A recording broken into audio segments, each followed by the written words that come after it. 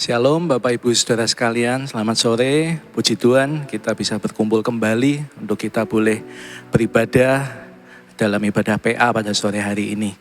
Mari kita siapkan hati kita untuk kita boleh menerima berkat Tuhan. Bapa kami di surga, kami mengucap syukur buat keberadaan kami, buat kasih setiamu, buat kemurahanmu dalam setiap kehidupan kami. Sehingga sore hari ini kami boleh ada dalam keadaan yang sehat.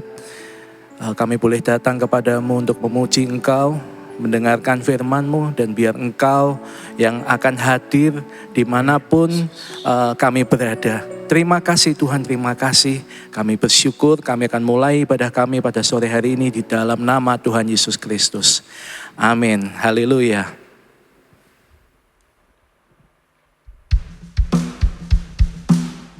Dia Allah sumber kekuatan kita, Bapak Ibu Saudara sekalian, haleluya.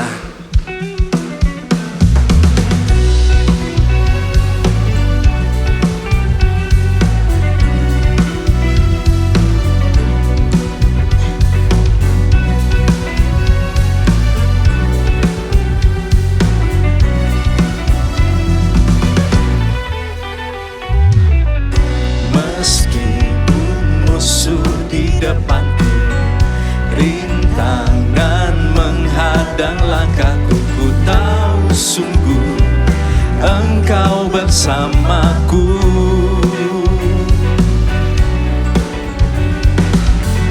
Beribu rebah di kiriku, berlaksa di sisi kananku. Ku tahu janjimu, Engkau bersamaku. Takkan pernah goyah keyakinanku pada dirimu, Yesus Tuhanku. Tiada yang seperti dirimu. Kaulah kuatku, kebanggaanku, gunung batu dan keselamatanku. Kuat tanganmu, perlindunganku. Kaulah Allah, sumber kemenanganku.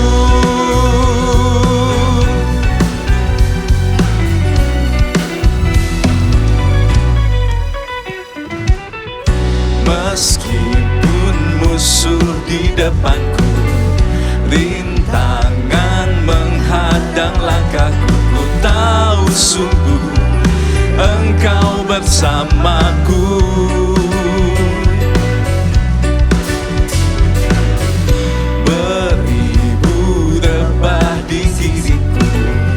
Berlaksa di sisi kananku, ku tahu janjimu, Engkau bersamaku. Takkan pernah goyah keyakinanku pada dirimu, Yesus Tuhanku. Tiada yang seperti dirimu. Kaulah kuatku, kebanggaanku, gunung batu dan keselamatanku.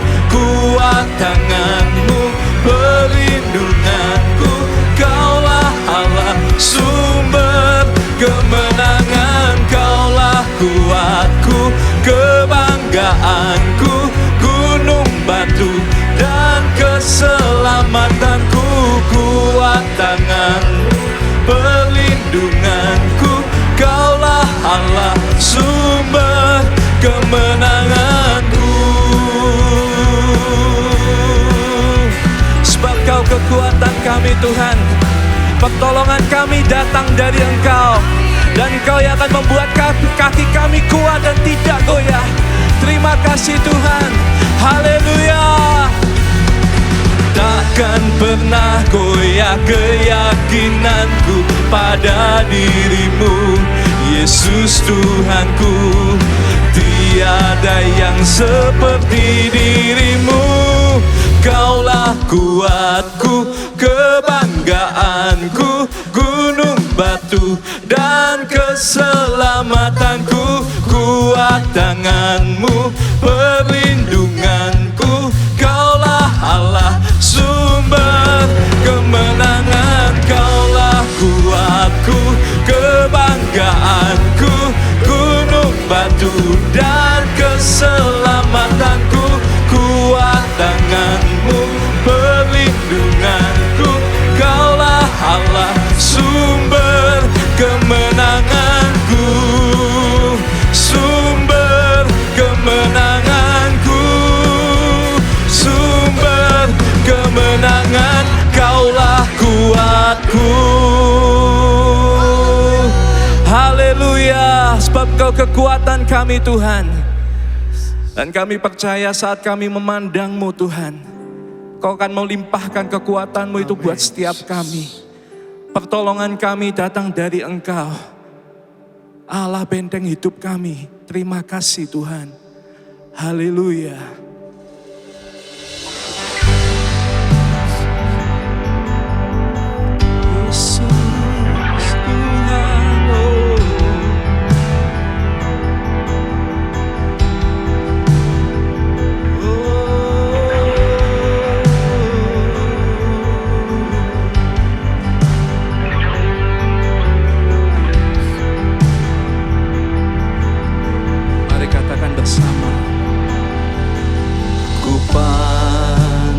Kemuliaan-Mu,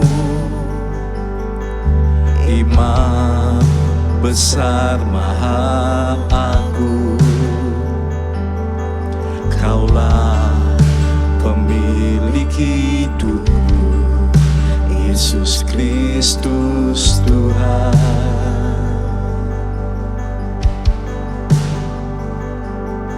Sujud di depan tahta-Mu, taklukkan seluruh hidupku. Dalam tangan-Mu penebus, Yesus Kristus Tuhan.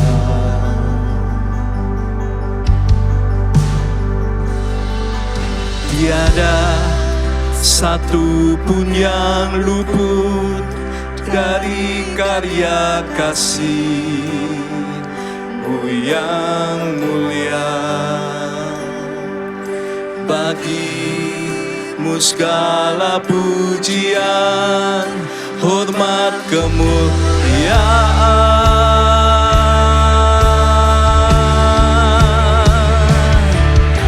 Engkau Tuhan ku tinggikan, yang bangkit dan menang, Yesus Kristus Tuhan. Raja mulia dan luhur, berkorban bagiku.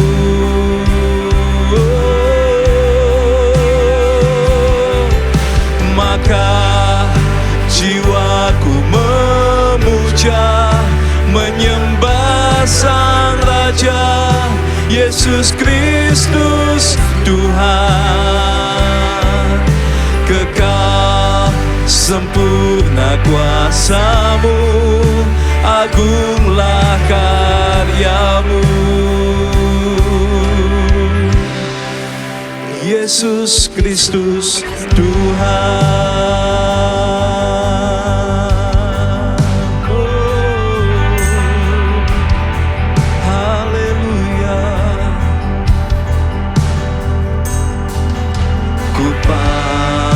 Dan kemuliaan-Mu, Imam besar Maha Agung. Kaulah pemilik hidupku, Yesus Kristus Tuhan. Sujud di depan tahta-Mu, taklukkan seluruh hidupku. Dalam tangan-Mu penebus, Yesus Kristus Tuhan.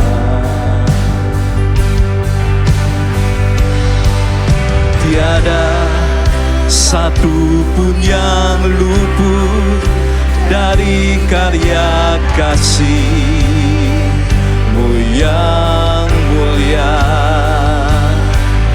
Bagi-Mu segala pujian, hormat, kemuliaan.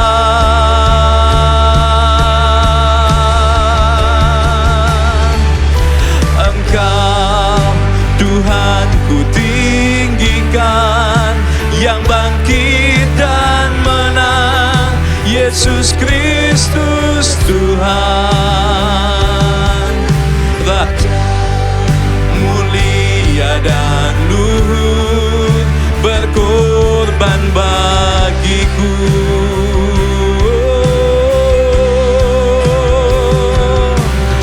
Maka jiwaku memuja, menyembah Sang Raja, Yesus Kristus Tuhan. Kekal sempurna kuasa-Mu, agunglah karya-Mu.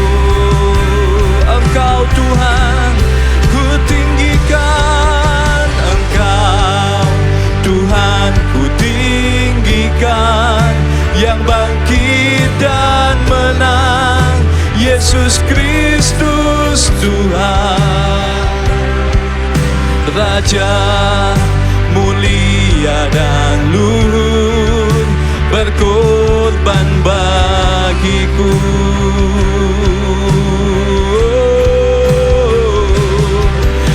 Maka jiwaku memuja, menyembah Sang Raja, Yesus Kristus Tuhan. Kekal sempurna kuasa-Mu, agunglah karya-Mu. Yesus Kristus Tuhan.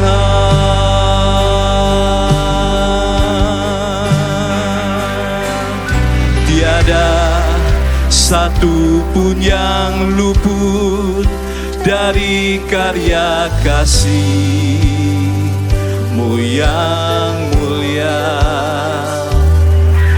Bagi-Mu segala pujian, hormat, kemuliaan. Tiada satu pun, tiada satu pun yang luput dari karya kasih-Mu yang mulia. Bagi-Mu segala pujian, hormat, kemuliaan.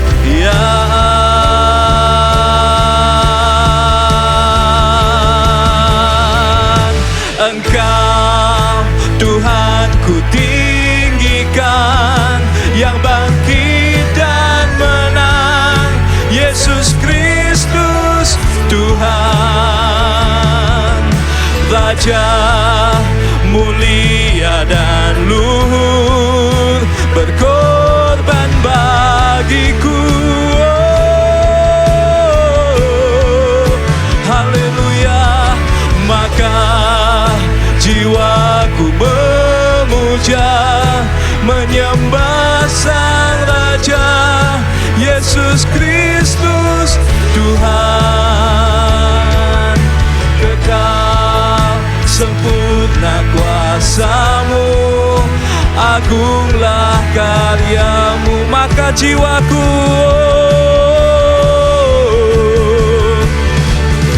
maka jiwaku memuja, menyembah Sang Raja, Yesus Kristus Tuhan. Kekal sempurna kuasa-Mu, agunglah karya-Mu. Yesus Kristus Tuhan.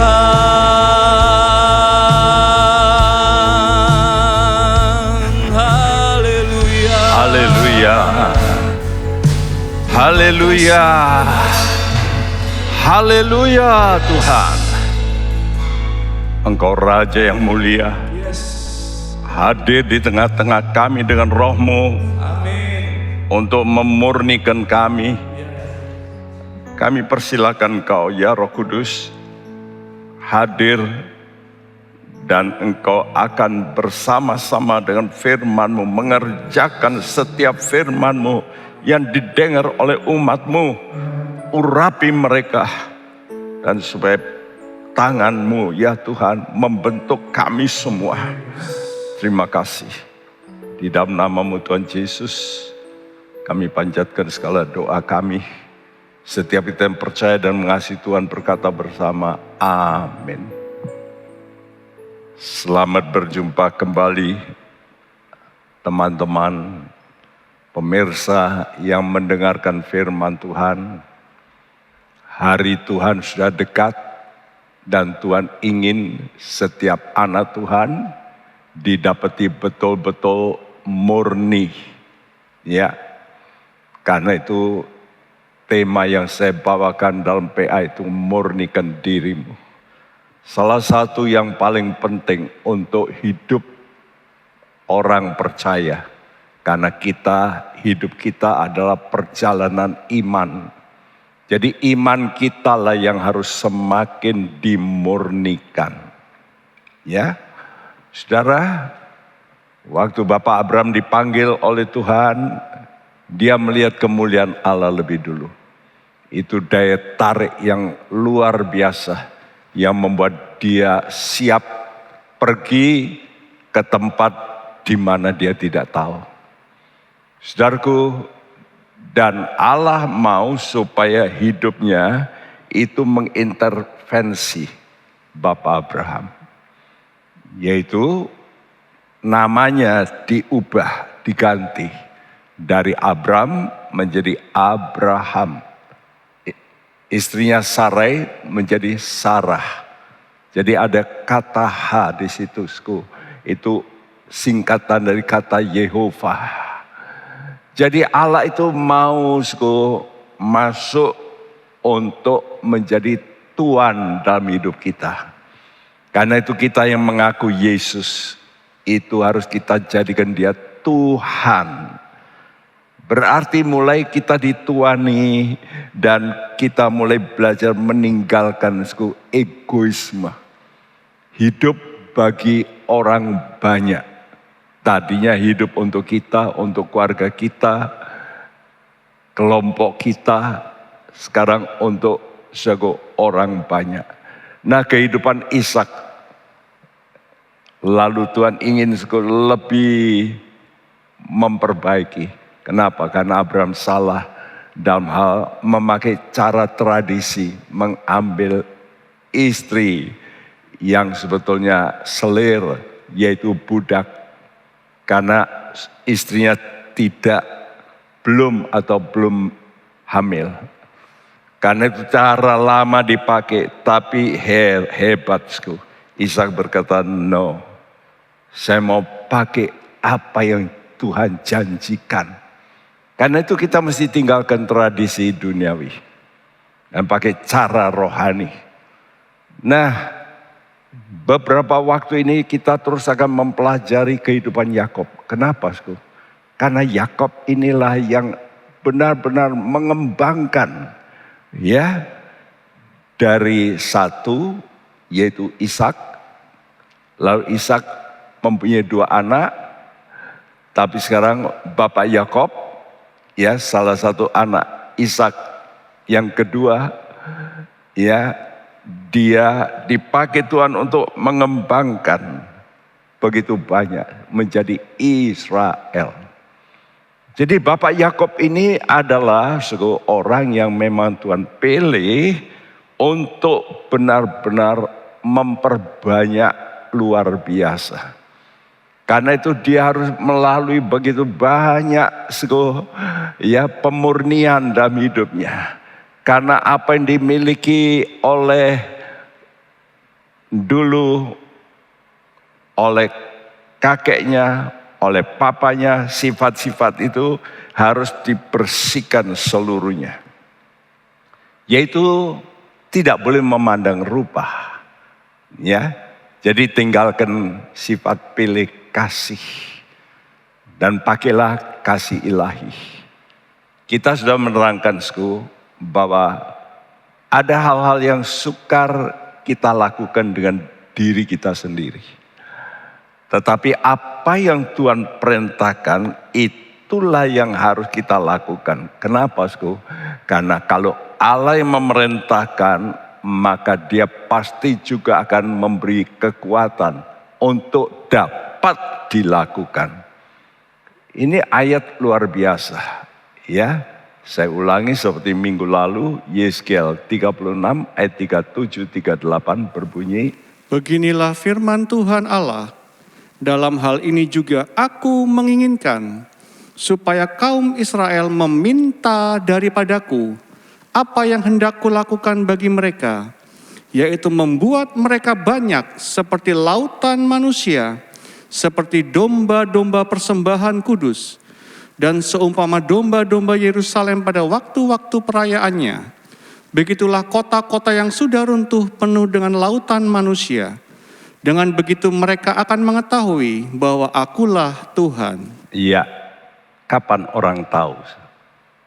Ya, dengan begitu mereka akan mengetahui akulah Tuhan. Kalau apa yang Tuhan rencanakan, Tuhan inginkan, itu terwujud. Ya, dan sekarang ini iblisku terus menghambat hal ini, yaitu kelahiran manusia seperti domba persembahan kudus. Nah, Tuhan ingin supaya pembiakan ini terjadi menjadi rupa dan gambar Allah, dan ini paling ditakuti oleh iblis. Karena itu sudah lihat intervensi iblis yang pertama apa? Merusak keluarga. Ya, merusak hubungan Adam dan Hawa. Merusak hubungan Kain dan Habel. Lalu kalau kita baca terus, merusak yaitu keluarga orang-orang pada zaman Nuh. Sehingga terjadi hubungan yang tidak benar, yaitu roh-roh jahat ikut campur, lalu lahirlah manusia-manusia raksasa. Apa maksud iblis? Semua itu. Ya, lalu terjadi juga Sodom dan Gomora. Kenapa? Karena supaya jangan sampai lahir rupa dan gambar Allah. Tapi Allah ingin supaya kita mempunyai satu tugasku, membuat banyak orang serupa dan segambar dengan Allah. Ya. Oleh karena itu Bapak Abraham dipakai untuk hal ini pertama-tama. Dia punya iman yang dahsyat. Lalu kita juga melihat Ishak yang punya ketundukan yang dahsyat. Jadi kalau Bapak Abraham itu imannya yang luar biasa, maka Ishak menunjukkan ketundukan, ketaatan yang luar biasa. Waktu dia mau dikorbankan, dia menyerahkan. Inilah seolah-olah seperti bayangan daripada Yesus, Ishak itu. Ya. Nah, dan mereka semua mempunyai tugas yang sama, yaitu membiakkan rupa dan gambar Allah. Karena itu, saudaraku, pembiakan ini bukan supaya manusia banyak saja, tapi manusia supaya banyak menjadi persembahan domba kudus. Harus ada sifat domba, karena akan masuk pernikahan anak domba. Ya, dan ini yang mau dilakukan oleh Tuhan melalui gereja Tuhan dengan kekuatan Roh Kudus. Dan itu dimulai dengan pertemuan daripada Yakob dengan Rahel di sumur. Heran, seringkali Tuhan mempertemukan perkembangan itu lewat sumur. Ingatkah saudara, waktu Musa lari ke Midian, dia bertemu dengan namanya Sipora. Di mana? Di sumur. Nah, Yakob juga begitu. Pertemuan Yakob dengan Rahel di mana? Di sumur. Kenapa orang-orang Samaria itu bisa mengenal Tuhan? Padahal orang Samaria itu pada zaman Tuhan Yesus, mereka itu sangat bertolak belakang dengan orang Yahudi. Karena mereka lebih dulu dikuasai oleh kerajaan Assyria. Ya, sehingga mereka campur baur dalam hal ibadah. Ya Tuhan, ya campur yang lain. Dan di situ Yesus juga bertemu dengan perempuan Samaria di mana? Di sumur. Sumur adalah tempat air untuk menghidupi. Dan itu gambaran daripada gereja. Gereja itu seperti tempat di mana umat Tuhan kumpul untuk menerima air. Domba-domba kumpul untuk menerima air. Marilah kita betul-betul menolong seperti Yakob. Waktu dia datang, dia tanya kepada gembala-gembala, kenapa kamu kok tidak cepat memberi minum dan supaya digembalakan lagi? Jangan diam-diam begini. Mereka berkata, oh enggak bisa, kami mesti tunggu kelompok lain. Nah, lalu datang kelompok terakhir ini, yaitu Rahel. Ya, sehingga disitulah pertemuan pertama Yakub dengan Rahel. Saudara, betapa luar biasa gambaran ini. Ya, bagaimana kita juga mesti bertemu, ya, bersama, melakukan, membiarkan itu di mana? Dalam persekutuan. 2-3 orang. Kata Tuhan, aku hadir, itu gereja. Nah, tema hari ini adalah berusaha menambah iman. Tentunya iman yang kudus. Ya.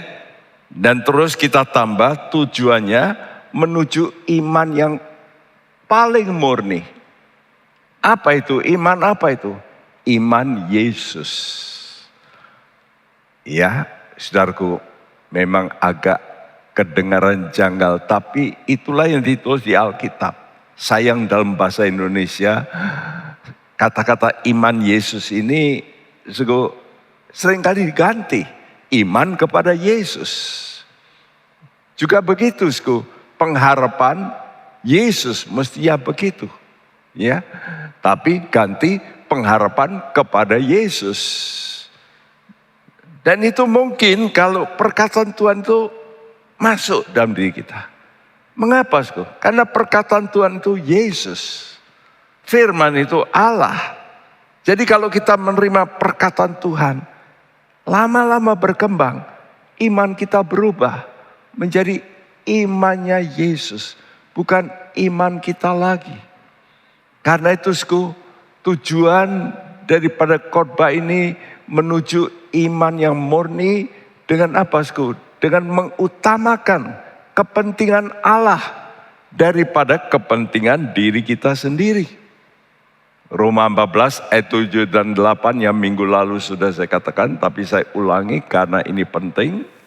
Sebab tidak ada seorang pun di antara kita yang hidup untuk dirinya sendiri, dan tidak ada seorang pun yang mati untuk dirinya sendiri. Sebab jika kita hidup untuk Tuhan. Dan jika kita mati untuk Tuhan. Jadi baik hidup atau mati, kita adalah milik Tuhan. Kita adalah milik Tuhan. Saudaraku, orang yang percaya Yesus, itu percaya apa? Percaya Yesus, Allah menjadi manusia, mengeluarkan darah untuk apa? Menebus. Nah, orang kalau menerima Yesus berarti dia percaya dirinya ditebus menjadi milik Tuhan. Ya. Nah, kata Tuhan itu Tuan. Nah disitulah kita mesti mengerti Bapak Abraham itu, lalu diubah pikirannya, engkau tidak boleh mempunyai agendamu sendiri, tapi agendaku yang kau harus lakukan. Apa agendaku? Membuat satu bangsa yang besar, bangsa Tuhan. Jadi kita mesti hidup untuk Tuhan. Ya, saudaraku, kita melihat hidup untuk Tuhan berarti mengembangkan rupa Tuhan dalam kehidupan kita selama kita di dunia.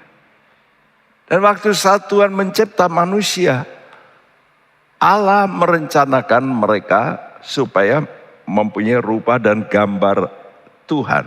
Tapi ini dirusak oleh iblis.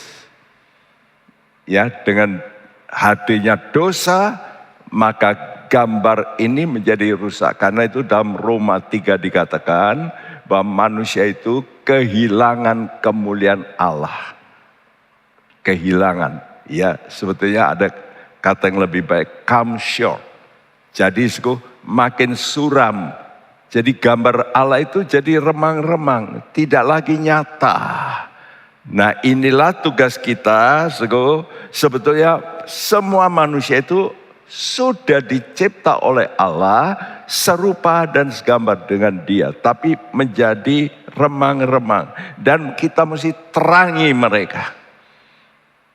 Untuk ini perlu yang disebut berkat Tuhan lebih dulu. Anda tidak bisa mengembangbiakan atau melakukan perintahnya tanpa diberkati.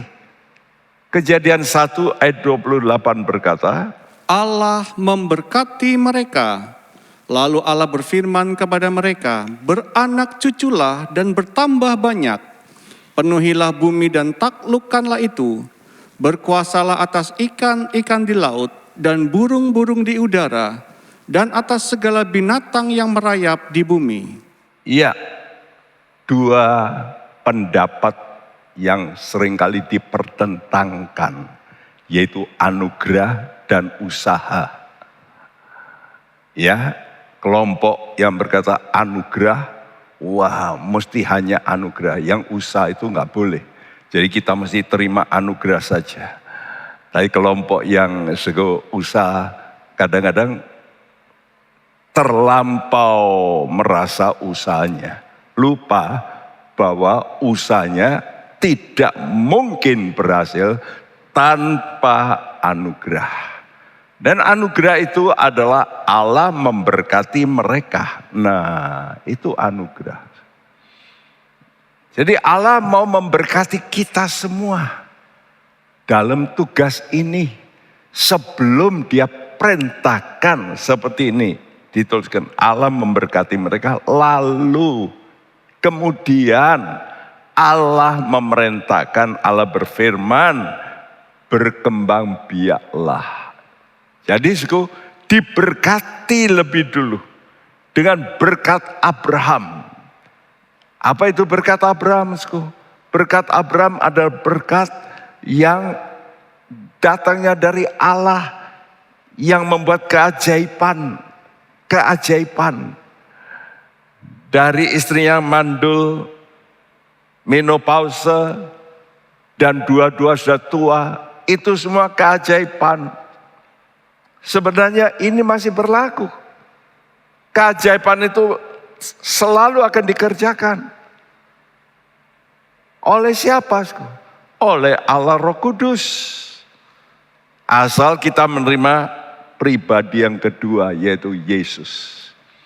Orang kalau menerima pribadi kedua dan menjadikan Yesus itu Tuhan, taat.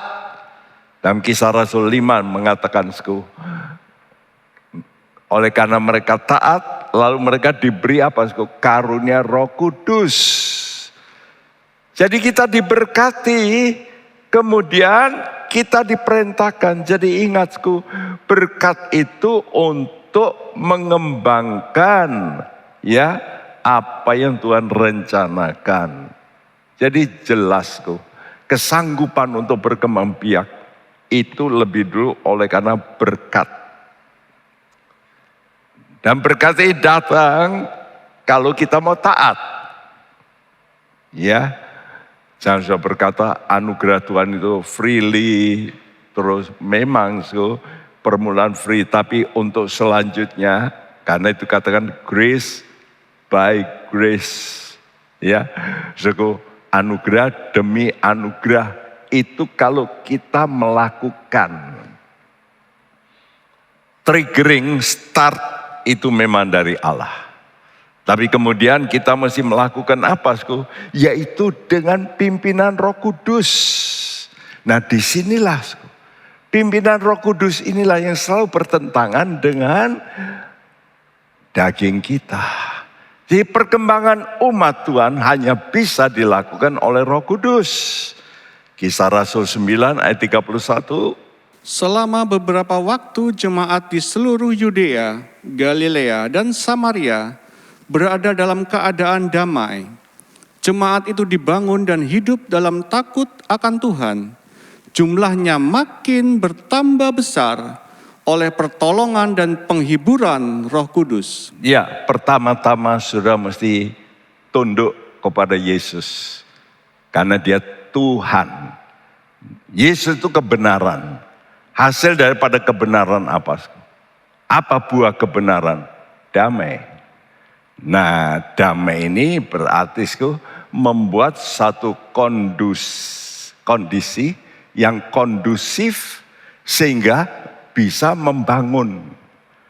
Lalu mereka oleh karena kebenaran itu datang, timbul roh takut akan Tuhan. Nah, disinilah pekerjaan roh mulai bekerja. Takut akan Tuhan berarti orang itu tidak lagi menuruti keinginannya, tapi melakukan kehendak Allah. Jadi pekerjaan Roh Kudus ini nampak dalam kehidupan Yakob sebagai pengembang biak. Ya, kenapa? Karena Yakob mau menuruti pimpinan Roh Kudus. Memang tidak langsung, tapi Tuhan benturkan dia dengan masalah-masalah supaya dia mengalami satu perubahan. Ya. Dulunya dia meraih kepentingan diri. Dengan apa? Dengan menipu orang tuanya. Dan ini kesalahan yang besar. Yang harus dia perbaiki. Selama dia mau dipakai oleh Tuhan, Tuhan terus akan tune up dia supaya berubah. Dan melalui tangan benturan orang-orang. Ya, jadi berkat Abraham itu bukan dicapai dengan perbuatan daging, kepandaian dari dirinya, karena juga konspirasi dengan ibunya yang keliru, ya, memberi nasihat. Tapi harus dengan iman. Jadi usaha mengubah rupa dirinya di hadapan ayahnya itu harus diubah. Dengan apa? Dengan sekarang dia mestinya bersandar kepada firman nubuat. Seharusnya Ibu Ribka tahu. Ibu Ribka ini mendengar dari Tuhan, firman Tuhan mengenai apa yang akan terjadi kemudian hari untuk dua anaknya yang selalu terjadi pergumulan. Karena waktu mengandung dua anak ini sepertinya gulat. Sehingga dia lalu tanya sama Tuhan, Tuhan kenapa kok begini? Dan Tuhan berkata dalam Kejadian 25 ayat 23. Firman Tuhan kepadanya, dua bangsa ada dalam kandunganmu, dan dua suku bangsa akan berpencar dari dalam rahimmu. Suku bangsa yang satu akan lebih kuat dari yang lain, dan anak yang tua akan menjadi hamba kepada anak yang muda. Iya, kalau firman nubuat ini sudah dipegang sebenarnya oleh Ibu Ribka dan juga diberitahu pada anaknya Yakob, mereka nggak perlu dengan cara menipu, nggak perlu. Loh, nanti kalau nggak nipu gimana? kan jatuh ke tangan daripada Esau? Tidak juga. Saya percaya waktu memberkati Allah bisa pegang mulut Ishak supaya tidak keluar berkat Abraham. Kenapa Allah tidak bisa melakukan? Bisa. Tapi mereka tidak begitu. Nah itulah sebabnya maka Yakob ini harus mengalami latihan lebih dulu. Latihan untuk mencapai iman yang murni. Di mana latihannya? Saudara melatih imanmu di mana? Ya dalam pekerjaan jasmani. Ya, jadi subtema yang berikut ini yaitu melatih iman dan pekerjaan jasmani. Sudah melihat di sini, ya itu anak-anak Laban. Yakobnya yang pakai baju biru ini. Karena anak-anak Laban itu mulai nggak senang dengan Yakob. Nah itulah Tuhan ingin mengubah kepribadian Yakob itu bagaimana dia bukan pakai hebatnya dia. Memang dia hebat. Dia punya ide-ide yang bagus. Tapi Allah tidak mau dia bersandar kepada ide-idenya. Oleh karena itu terjadi ketidakharmonisan dengan anak-anak Laban laki-laki. Ya, walaupun dia itu menantu dari Laban. Tapi saudara-saudara iparnya itu nggak senang. Ya iri hatilah begitu. Karena Yakob ini memang mempunyai kelebihan. Ya, jadi dia mesti melatih dalam pekerjaan jasmani. Namun ingat, kenapa Tuhan itu melatih kita untuk iman juga dalam pekerjaan jasmani? Karena ada hukum rohani, ya. Dan itu dituliskan dalam 1 Korintus 15 ayat 46 yang berbunyi, Tetapi yang mula-mula datang bukanlah yang rohaniah, tetapi yang alamiah. Kemudian barulah datang yang rohaniah. ya, ini perkataan Tuhan. Mula-mula yang rohani, yang alamiah, baru yang rohani. Karena itu kalau orang mau memurnikan secara rohani, tapi secara jasmani, dia orang yang tidak bersihan. Gak suka mandi, pakaiannya kalau kotor didiamkan, istimewa di rumahnya, kamar mandinya kelihatan. Ini sorry ya, saya bukan menyinggung saudara, tapi coba belajar. Hal jasmani itu sudah lakukan. Ya, jadi jorok. Coba kalau lihat barang jatuh, coba diambil. Walaupun itu bukan engkau yang menjatuhkan.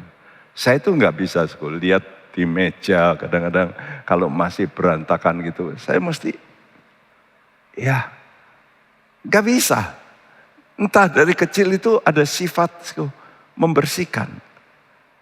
Ya, yang lalu waktu harus bikin kaki, kelongsongan kaki ya, itu untuk istri saya di Melbourne, saya numpang di anaknya Pak Barnabas Ong, Nick, ya, saya cukup lama mungkin 1-2 minggu di situ, dan dia baru pindah rumah, rumahnya masih berantakan, tapi dia harus kerja, dan saya pikir saya di rumah kadang-kadang nggak ada kerjaan, saya bersihkan, ya, yang masih kotor-kotor saya bersihkan.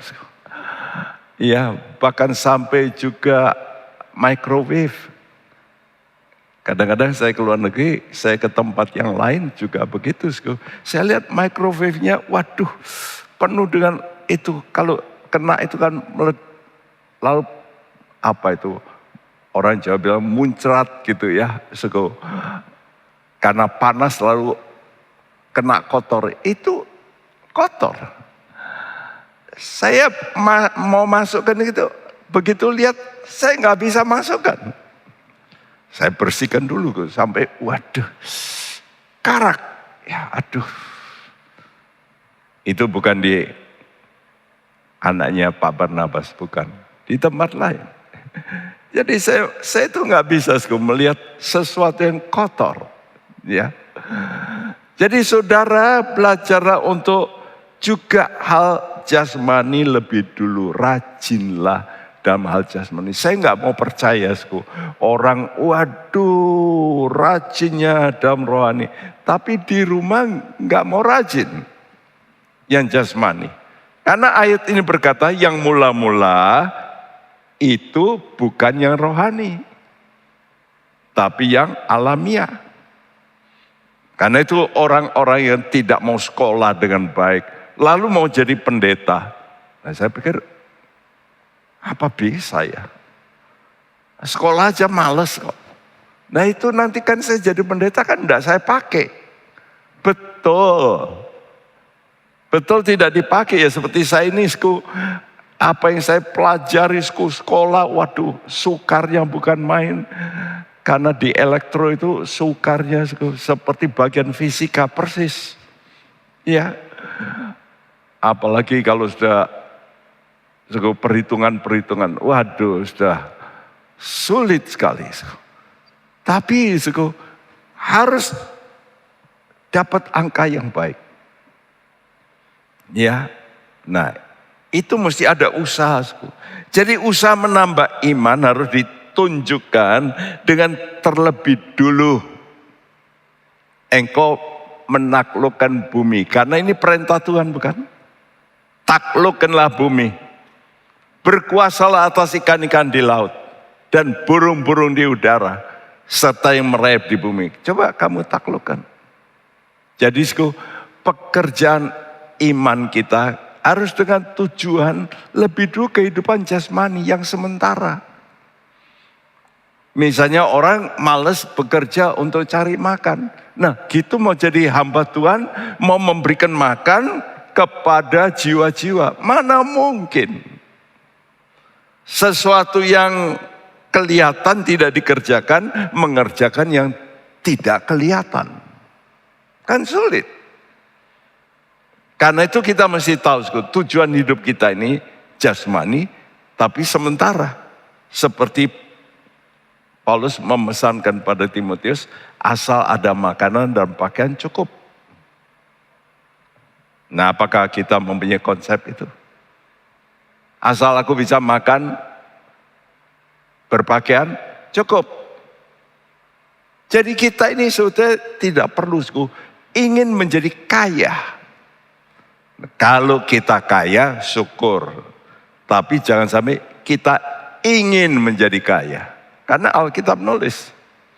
Orang yang ingin jadi kaya, dia akan terjerumus. Tapi kalau dia memang dikasih anugerah untuk kaya, ada maksud Tuhan.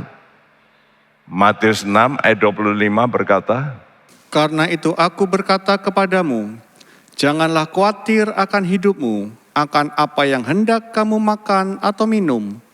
Dan janganlah khawatir pula akan tubuhmu, akan apa yang hendak kamu pakai. Bukankah hidup itu lebih penting daripada makanan, dan tubuh itu lebih penting daripada pakaian? Ya kamu jangan khawatir dengan hidupmu. Untuk hidup jasmani ini loh, kamu jangan khawatir. Masa Bapakmu di sorga tidak memperhatikan. Dia itu Allah pemelihara. Asal kamu nurut. Jangan, oh ya saya seperti burung nanti datang sendiri. Bukan, burung juga bekerja. Terbang sana sini, dia mencari. Betul enggak? Dia buat sarang, dia juga bekerja. Dan Tuhan kata, hidup itu lebih penting daripada makanan.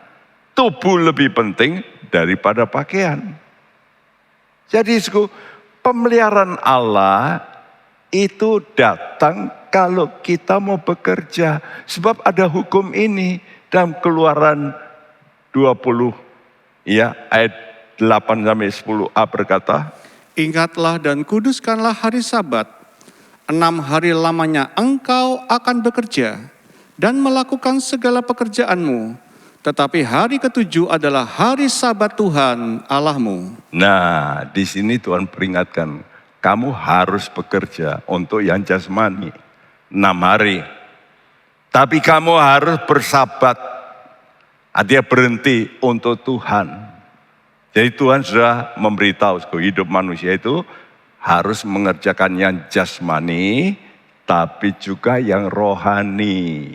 Ya, jadi kita diminta memperhatikan 2 hal ini.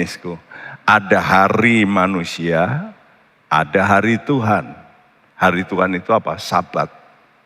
Ada kehidupan jasmani, tapi ada juga kehidupan rohani. Sifat jasmani sementara, sifat rohani kekal. Nah, karena itu kita mesti imani perintahnya untuk apa? Bekerja. Karena itu kalau orang sudah malas bekerja yang jasmani, lalu dia berkata, saya mau yang rohani. Enggak mungkin. Karena mesti yang alamiah lebih dulu. Bekerja untuk hidup sementara. Ingat ini, Anda bekerja untuk hidup sementara. Tapi juga secara jasmani, engkau mesti bersabat. Karena itu Tuhan kasih hari Minggu. Supaya orang itu libur. Untuk apa? Untuk ibadah.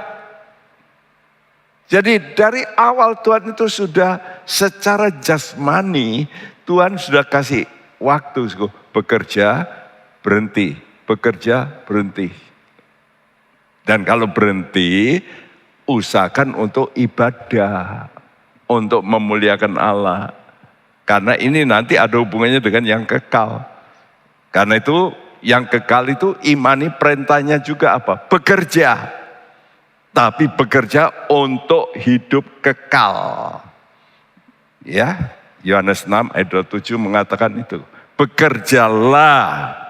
Bukan untuk makanan yang akan binasa. Tapi untuk makanan yang membawa kamu kepada hidup yang kekal. Jadi kita ini mesti bekerja di mana? Dalam firman Tuhan. Karena makanan rohani itu firman. Karena itu saudara membagikan, bersaksi, sudah berkhotbah, sudah mimpin, komsel dan sebagainya. Harus penuh firman. Itu namanya bekerja. Ya. Dan kamu bersabat. Nah ini nanti kalau kita bersabat, kita nanti hidup memerintah dalam kemuliaan kerajaannya.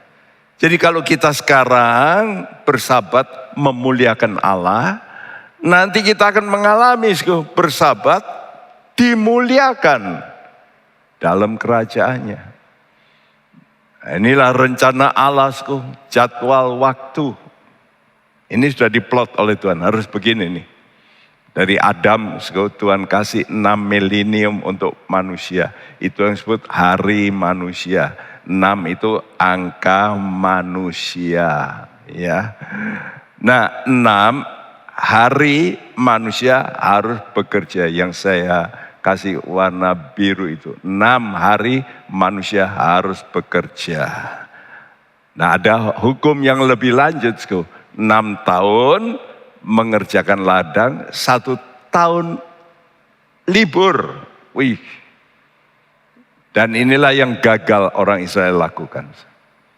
Mereka pegang memang sabat mingguan, tapi sabat tahunan nggak pernah lakukan. Karena itu mereka dibuang ke Babel. Kenapa mereka dibuang ke Babel? Ya karena tidak mau bersabat. Jadi Tuhan ingin supaya sudah memberikan makin lama waktu untuk Tuhanmu itu makin besar. Ya. Karena itu 6 milenium hari manusia.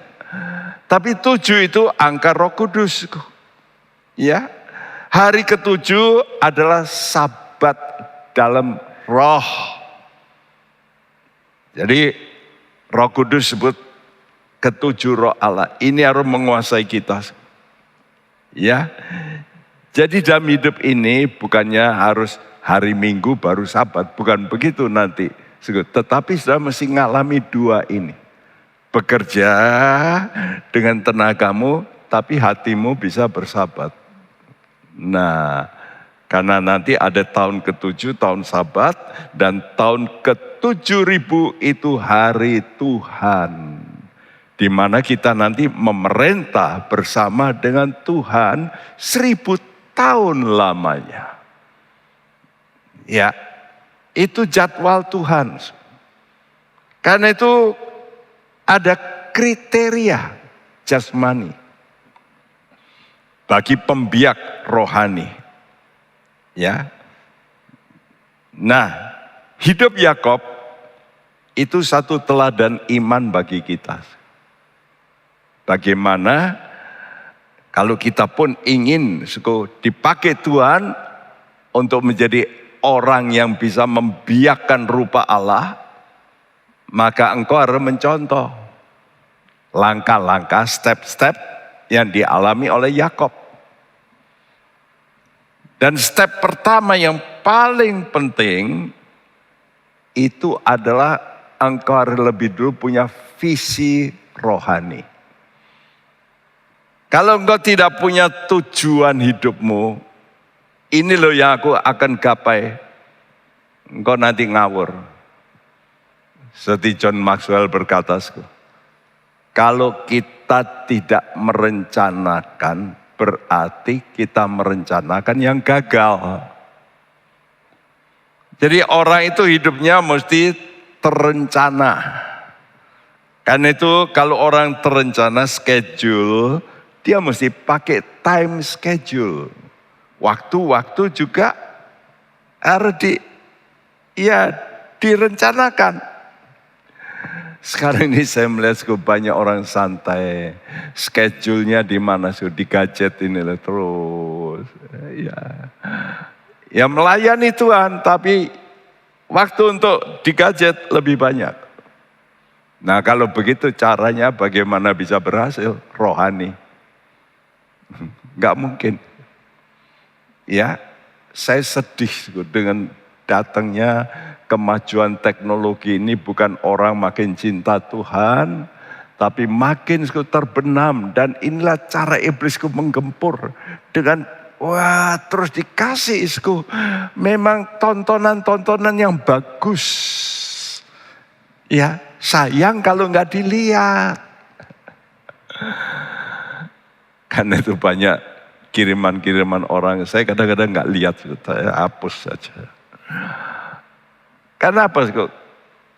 Karena belum tentu membawa keuntungan rohani.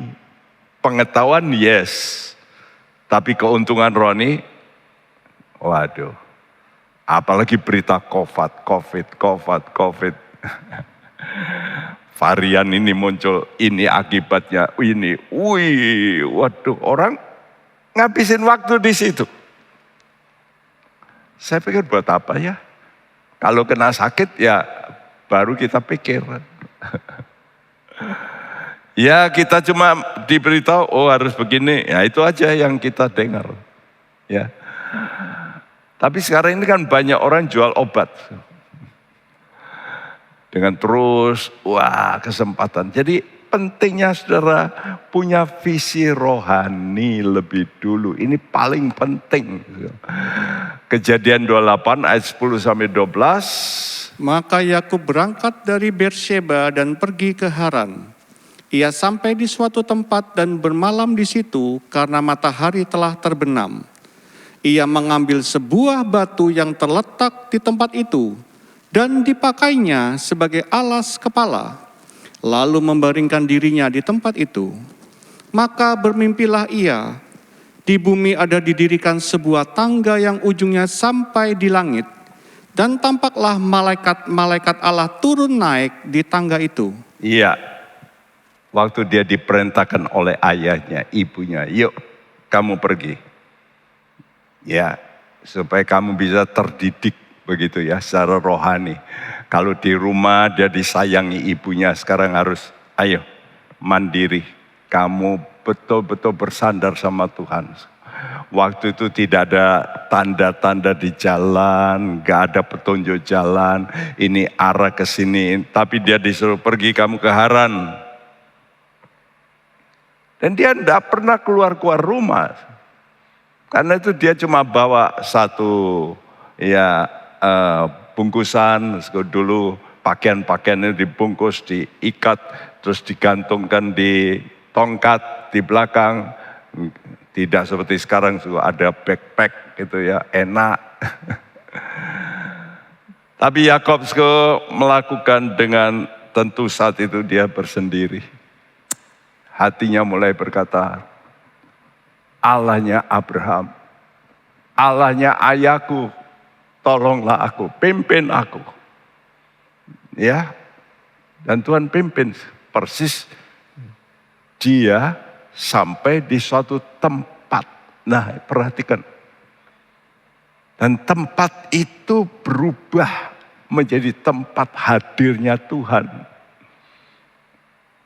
Lihat, kalau orang itu punya tujuan hidup yang memang diberitahu oleh kakeknya Abraham. Kita ini dipilih untuk berkembang biak. Ishak juga begitu memberitahu, nak, kamu nanti harus menjadi bangsa yang besar. Ini sudah masuk di sini, ini tugasku mengembang biakan. Ya. Dia tiba di satu tempat. Apa kebetulan tempat itu? Tidak. Tuhan pimpin, ya. Tuhan pimpin di situ. Apa kebetulan? Dia mengambil sebuah batu tertentu. Bukan kebetulan. Ya. Tentu itu pimpinan Roh Tuhan semuanya. Ya. Dan dia lalu pakai batu sebagai alas kepala. Dari situlah mulai datang vision. Lihat, kalau kita dipimpin oleh Tuhan, kita bisa datang ke satu tempat. Saya dulu kok bisa ke Semarang. Sebetulnya saya nggak senang di Semarang, terus terang. Dulu permulaan saya ingin membuka gereja itu ke Solo. Ya, tapi entah gimana, saya nggak.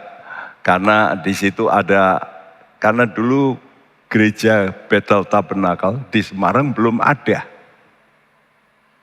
Di Solo sudah ada 2, kecil tapi. Tapi begitu saya datang menyampaikan maksud saya, mereka sudah nggak senang. Wah, ini kok saingan datang. Padahal saya rasa nyaman di situ. Saya diberi kesempatan untuk bicara. Waduh, walaupun orang-orang sederhana, tapi rasanya srek gitu, mantap. Tapi nggak tahu gimana. Ya, daripada menimbulkan permusuhan, lebih baik saya cari lagi. Ya, dan kebetulan teman saya yang sekarang sudah almarhum Pendeta Alex Tanusa Putra mengajak saya ke Semarang. Dan saya mulai bersama dia naik beca, melihat-lihat kota Semarang. Saya melihat, waduh, ini tempat kok banyak berhala. Wah, ini garpannya besar ini. Orang-orang Chinese kok, wah, berhalanya bukan main. Ya, lewat gang tengah, gang apa, waduh, bau Yuswa semua. Ya, sekarang banyak menjadi orang Kristen, bukan? Dan saya berkata, ini kerjaan ini. Ya. Nah, Tuhan bisa membimbing. Dia mimpi. Nah, disinilah Tuhan kata dalam Amsal 29 ayat 18. Bila tidak ada wahyu, menjadi liarlah rakyat. Berbahagialah orang yang berpegang pada hukum. Bila tidak ada wahyu, menjadi liarlah rakyat. Without a vision is a people made naked, itu dari yang literal. Tanpa visi maka orang dibuat telanjang. Artinya kata-kata ini parah, itu artinya lepas, liar, tidak terkendali, telanjang, memalukan. Jadi kekacauan manusia yang memalukan. Sekarang ini sudah lihat di bumi.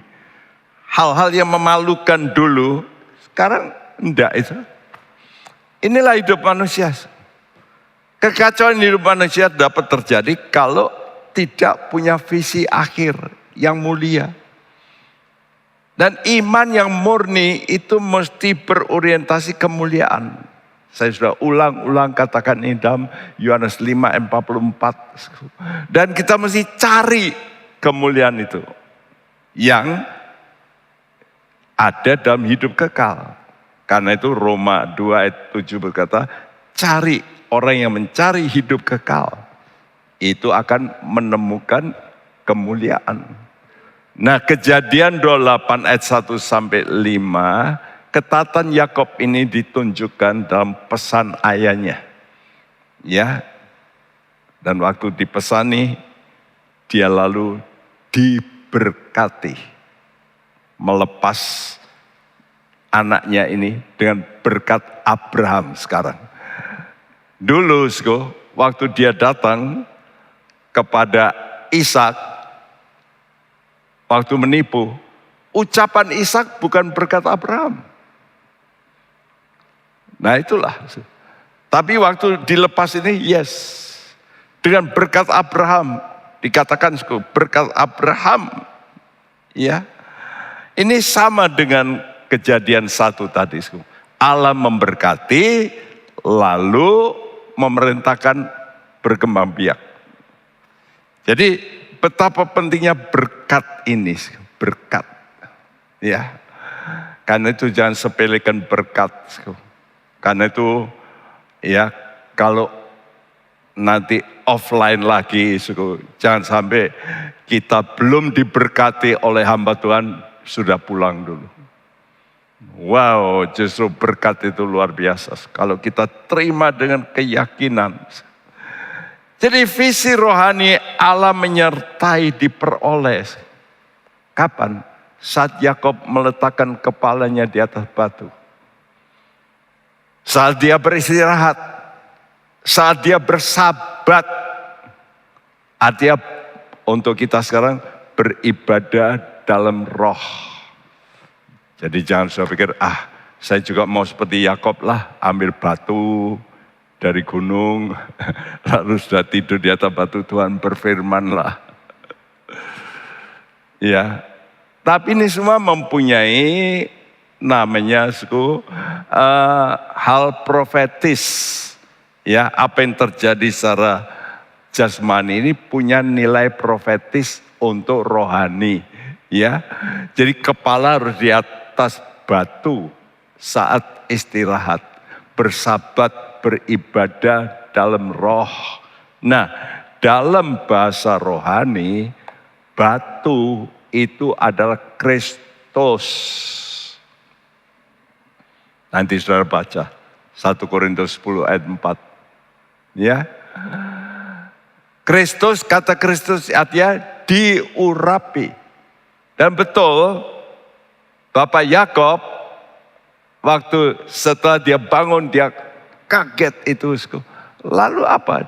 Dia ambil batu itu jadi monumen. Ini rumah Allah.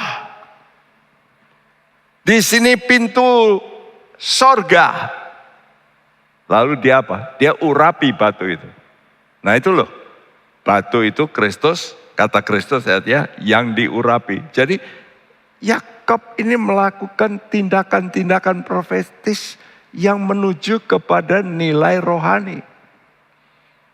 Ya. Dan kalau batu ini dijadikan tempat untuk dia taruh kepala, ini seperti dalam Matius 21:44 yang berbunyi, Dan barang siapa jatuh ke atas batu itu, ia akan hancur. Dan barang siapa ditimpa batu itu, ia akan remuk. baik dari Modern King James itu kata stone itu ditulis dalam huruf besar. Karena ini berarti, and he who falls on this stone shall be broken. Ya, broken apanya? Broken heart. Jadi kalau saudara jatuhkan, sandarkan kepada Kristus, maka hatimu ini bisa hancur. Hancur hati. Jadi apa? Jadi lembut. Karena itu kalau saudara sandarkan kepada firman, pikiranmu ini loh, sandarkan kepada firman Tuhan. Ya, tadi pagi saya cukup lama menangis, merenung kasih Tuhan. Karena begitu saya dengar perkataan Tuhanku, hati saya diremukkan. Nah itulah saat kita bisa dibentuk sesuai dengan firman Tuhan. Sandarkan pikiranmu ke atas batu itu. Dan kamu nanti akan hancur hatimu. Dan itulah tujuan Tuhan datang ke dunia ini. Apa? Menghancurkan hati kita. Supaya lembut. Belajarlah kepadaku. Karena aku lemah lembut dan rendah hati. He who falls on the stone shall be broken. Tetapi on whoever it shall fall, it will grind him to powder. Tapi kalau dijatuhi batu itu, orang itu akan digilas. Seperti grinding itu ya, mengulek gitu, sampai jadi bubuk. Artinya kalau kita tidak mau bersandar kepada firman Tuhan, maka firman Tuhan ini nanti akan menghukum kita habis. Kita dilumatkan, kita menjadi yang tidak berharga. Hanya orang-orang yang menyediakan hati untuk diremes sama Tuhan supaya lembut, baru bisa dibentuk. Baru bisa jadi baik. Ya. Nah, karena itu kita mesti meletakkan kepala di atas batu. Itulah sikap profetis Yakub yang bersedia dilembutkan hatinya oleh Allah melalui tangan-tangan yang meremas dirinya. Dia diremas melalui siapa? Mertuanya. Melalui siapa? Saudara iparnya yang tidak senang sama dia. Melalui siapa Yakub diremas? Anak-anaknya yang menipu dia. Karena berkata Yusuf mati. Sampai Yakub nangis. Terus. Dan tidak dapat orang menghibur dia.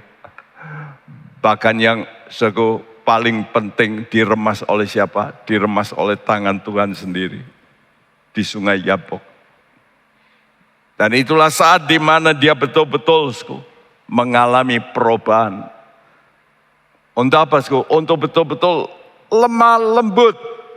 Matius 5 ayat 5. Berbahagialah orang yang lemah lembut, karena mereka akan memiliki bumi. Memiliki bumi.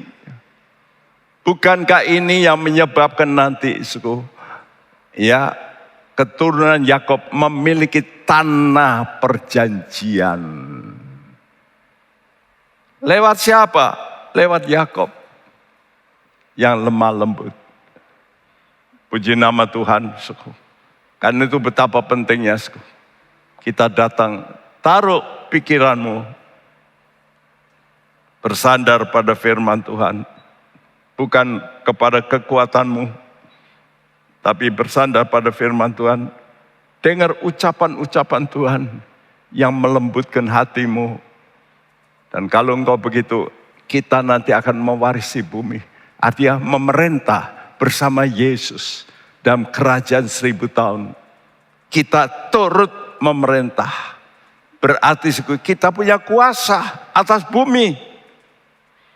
Karena mari kita berkata, Tuhan, lembutkan hatiku Tuhan. aku mau dilembutkan. Supaya Bapa bentuk hidupku ini.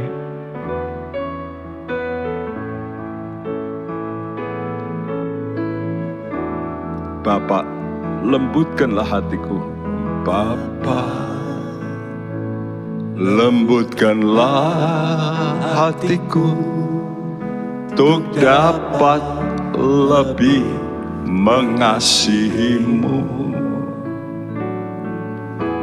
Bapa,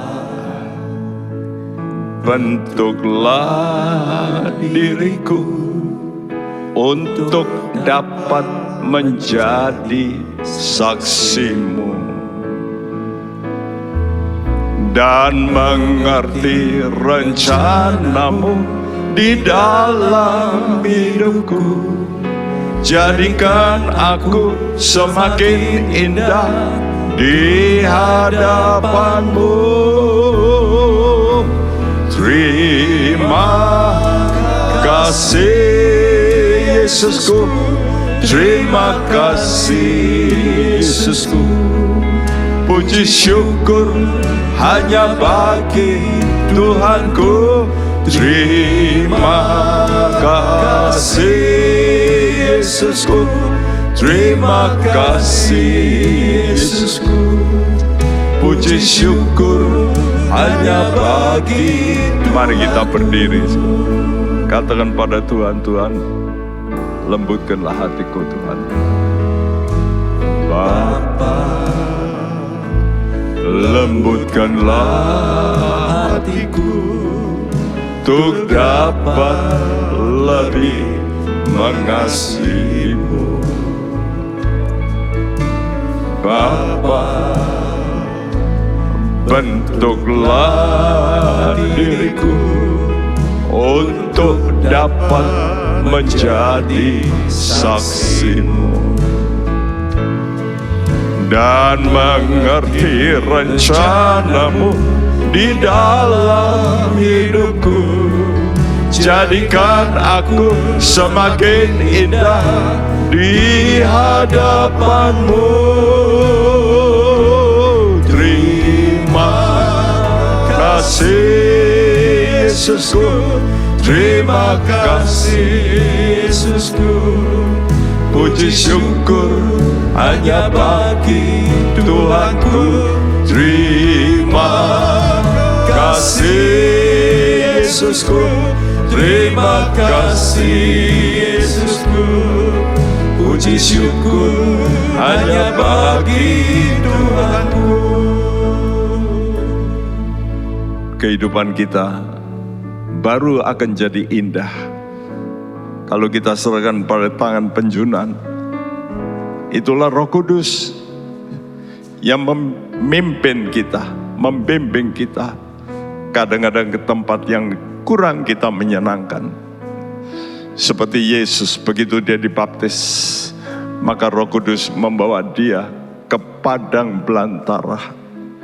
Di situ dia dicobai oleh iblis. Saudaraku, mari kita kadang-kadang dipimpin oleh Tuhan ke tempat-tempat yang tidak kita suka. Seperti ucapan Tuhan Yesus pada Petrus, waktu engkau muda, kamu mengikat pinggangmu sendiri. Kamu pergi ke tempat yang kamu suka. Tapi ingat, waktu kamu sudah menjadi tua, orang lain akan ikat pinggangmu dan membawamu ke tempat yang kamu tidak suka. Saudara-saudara yang sekarang melayani Tuhan, kadang-kadang sudah merasa aku gak suka ini. Siapa suka kalau tengah malam kita mesti dibangunin untuk minta didoakan? Siapa yang suka?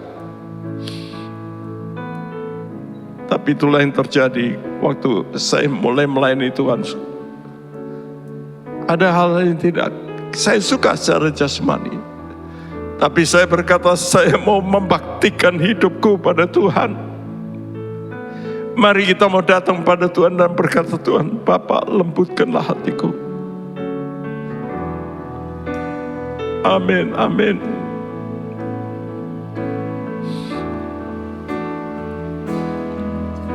Bapa, lembutkanlah hatiku untuk dapat lebih mengasihi-Mu. Amin.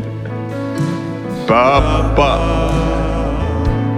bentuklah diriku untuk dapat menjadi saksi-Mu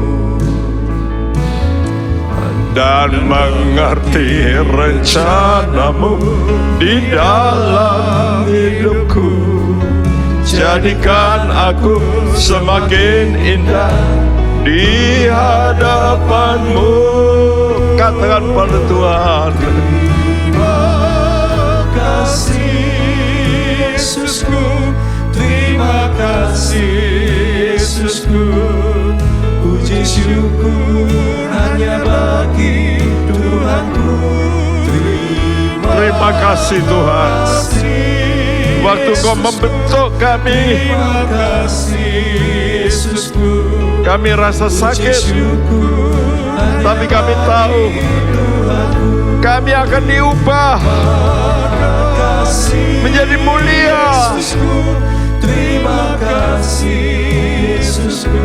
Puji syukur, hanya bagi naikkan syukur-Mu. Terima kasih Yesusku. Amin. Terima kasih Amin. Katakan terima kasih. Tangan pembentukan-Mu Tuhan. Terima kasih. Kasih Yesusku. Terima kasih Yesusku. Puji syukur hanya bagi Tuhanku. Terima kasih Yesusku. Haleluya. Terima kasih Yesusku. Puji syukur. Hanya bagi Tuhan. Puji syukur. Puji syukur hanya bagi Tuhanku. Puji syukur. Puji syukur hanya bagi Tuhanku.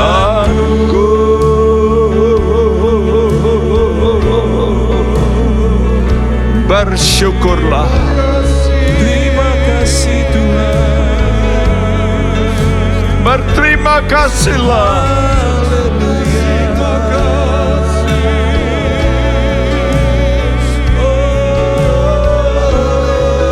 Untuk remasan tangan Tuhan. Terima kasih. Yang memurnikan iman-Mu.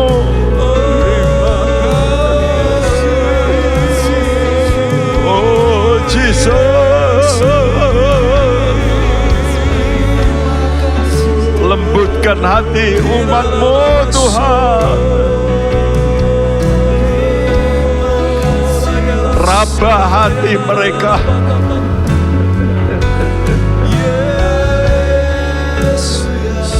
Biar kerikil-kerikil yang ada dalam hati mereka Engkau buang ya Tuhan.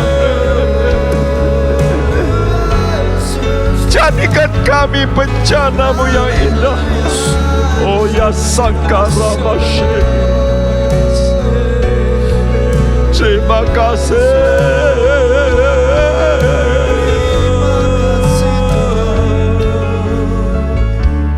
Terima kasih Yesusku. Terima kasih Yesusku. Puji syukur. Puji syukur hanya bagi Tuhanku. Terima kasih Yesusku. Terima kasih Yesusku. Puji syukur hanya bagi Tuhanku. Terima kasih Tuhan untuk firman-Mu yang sebagai godam, sebagai palu untuk meremukkan hati kami, supaya kami tidak lagi mencari untuk kepentingan diri kami sendiri saja, tapi juga hidup kami kita pakai untuk Tuhan yang mencintai kami, yang telah menebus kami dengan darah-Mu yang mahal. Kami adalah milik-Mu Tuhan. Biar seluruh keberadaan kami digunakan untuk kemuliaan Tuhan. Dan nanti sebentar kami akan melihat fakta, kami ikut dimuliakan bersama dengan Kau. Terima kasih, Engkau tolong semua Tuhan, anak-anak-Mu di mana-mana, gereja-gereja-Mu yang saat ini mengalami Tuhan tekanan-tekanan yang makin nyata dari roh-roh yang tidak benar. Tuhan, beri kekuatan bagi kami sekalian, khususnya hamba-hamba-Mu. Tuhan, berikan firman-Mu yang solid, yang kokoh, yang kuat. Kami berdoa untuk jemaat Tuhan yang mengalami juga penyakit, istimewa kena COVID, diliputi ketakutan. Tuhan, lepaskan mereka, biar mereka tahu bahwa Tuhan adalah kebangkitan dan hidup. Ada jaminan hidup yang kekal. Tuhan, terima kasih. Karena itu bebaskan mereka dari roh ketakutan. Tuhan, terima kasih. Dan berkati semua pekerjaan anak-anak-Mu, keluarga anak-anak-Mu.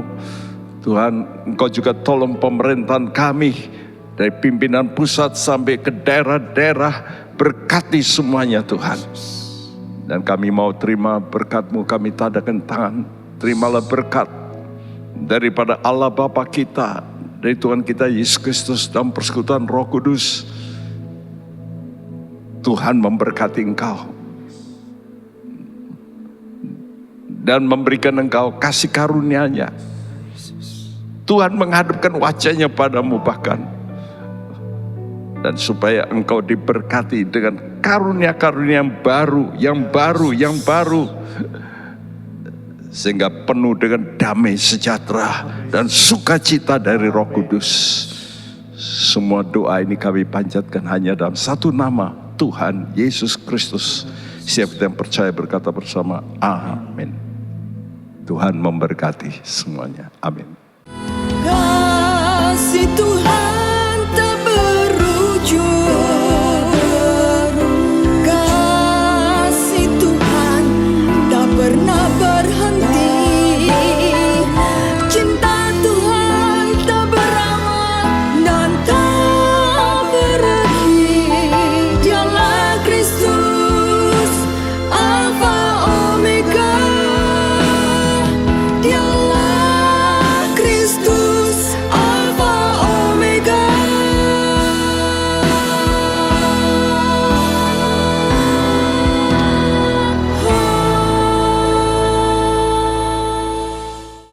Hai Inspiration People, jangan lupa untuk mengikuti iGen Online Service setiap Sabtu jam 5 sore di YouTube channel Generasi Inspirasi. God bless. Hai Sobat Nambah, ikuti ibadah online Anak Nambah yang diadakan melalui Zoom. Khusus minggu ini, ibadah gabungan untuk kelas kecil dan kelas besar, jam 8:30 pagi. Yuk bersukacita dan mendengarkan firman Tuhan bersama. God bless you. Penyaluran kolekte maupun persembahan lainnya dapat dilakukan melalui transfer ke nomor rekening gereja dengan nomor 009 707 2071 atas nama Megawati dan Lee Irwande, atau dengan scan QR Code berikut ini. Bagi jemaat Tuhan yang rindu mendapatkan informasi seputar kegiatan gereja, renungan harian, dan lain-lain melalui WhatsApp gereja, Anda dapat mendaftar dengan cara ketik BC spasi on dan mengirimkan ke WA gereja dengan nomor 0815 7802 2000.